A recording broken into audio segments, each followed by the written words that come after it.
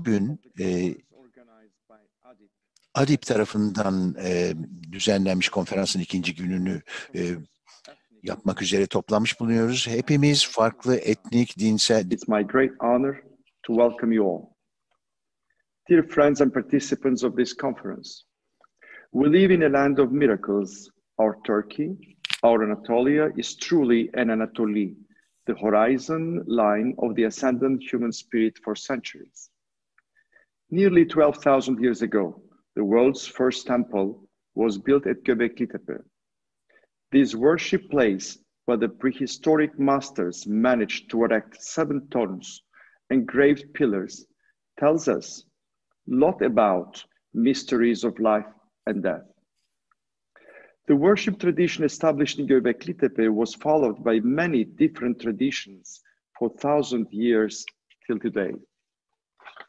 Human being builds external monuments in order to express internal process of creation, salvation, and realization.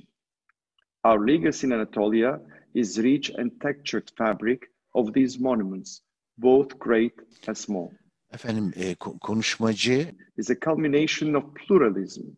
Throughout our history, Anatolia has been a crossroad for civilizations.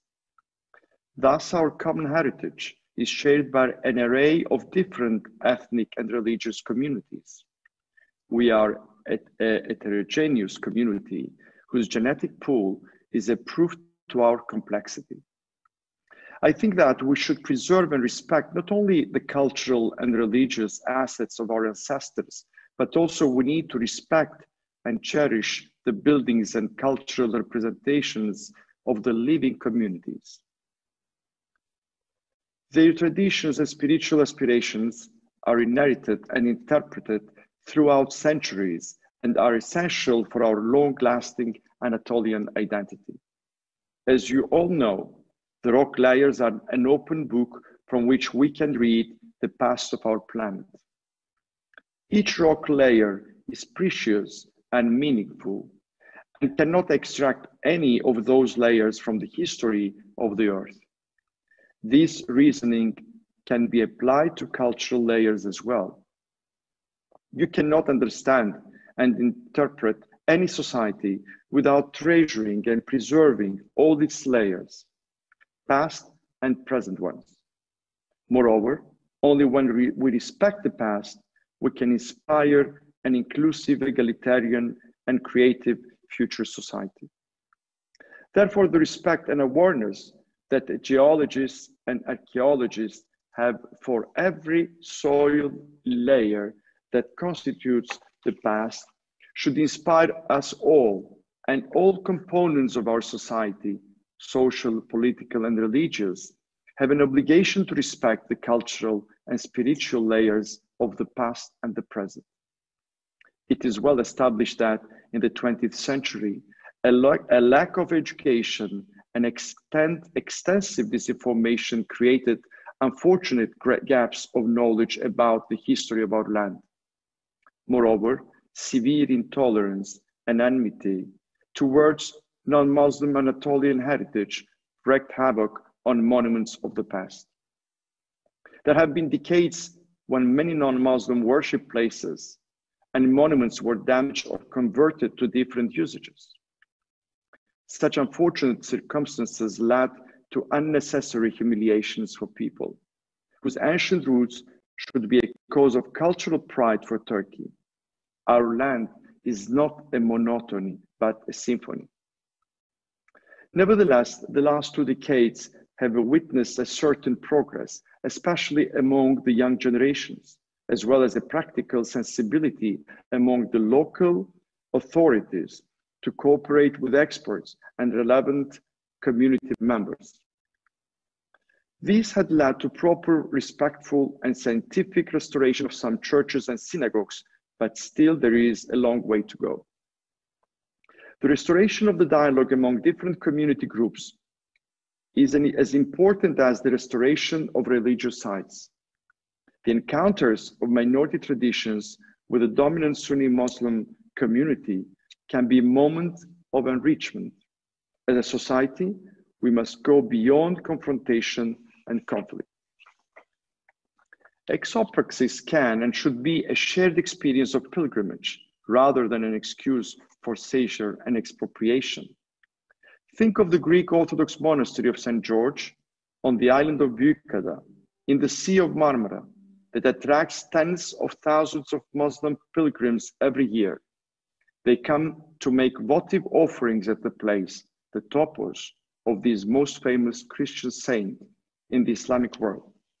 These Muslim pilgrims are engaging in a form of exopraxis that is the essence of shared pilgrimage, one that is respectful of the original intent of the place where the spiritual topography remains intact. The same motivation can be experienced also at the historical Greek Orthodox monastery of Sümela, the Armenian church in Ahtamar in the Lake of Van, in Cappadoce, in Ephesus, in Turabdin area. The integrity of a place is a symbol for the integrity of a person or group of people.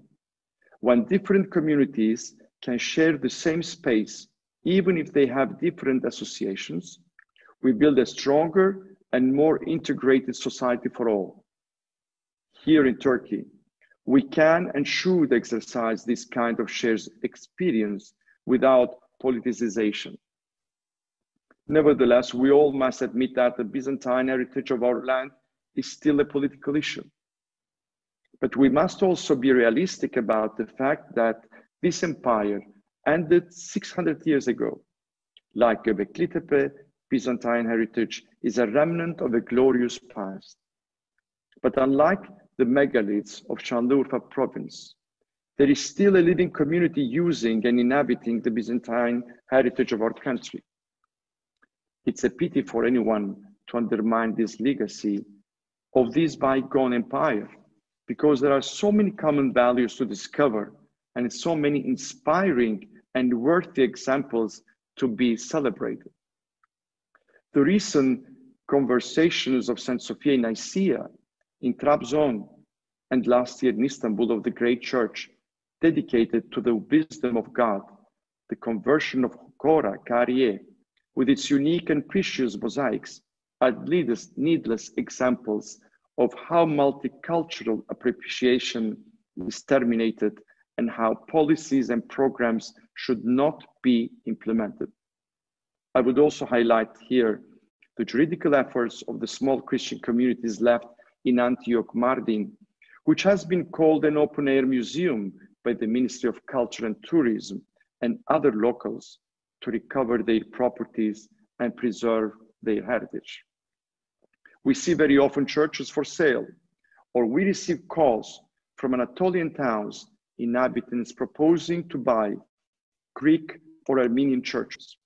We cannot afford to buy them, and we have no people left in these regions to care for them. Hence, we expect our government to take care of these places of worship as heritage sites and not abandon them and cause their unsuitable usage. Monuments and spaces of worship should not be an element for political rivalries, neither a target of conflicts or controversies. All countries, especially those suffering from prejudices concerning past history, should invest in their educational system for the protection, maintenance, and transfer of cultural heritage to future generations. To that end, I'm proud to be one of the founders in 2014 of the Kültürel Mirası Koruma Derneği, the Association of the Protection of Cultural Heritage, a small group of friends, including our friend Osman Kavala, whose contribution was essential, came together for this positive cause. KMKD is working tirelessly with young scholars, volunteers, and professionals to preserve the richness and to reorganize and to recognize and promote the visibility of all of Turkey's cultural heritage. My friends, we are living in days when a global pandemic has taught the world a very difficult lesson, that we are interconnected and interrelated in ways beyond our imagination.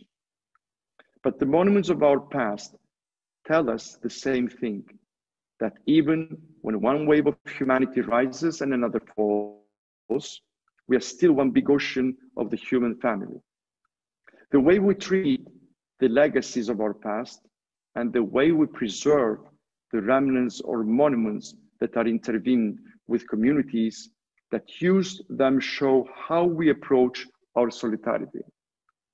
And to finish with, I would like to thank my old friend Doğan Bermek, who had the vision of creating this valuable platform of Anatolian religions and beliefs, and have created an enormous interaction among our people of Turkey.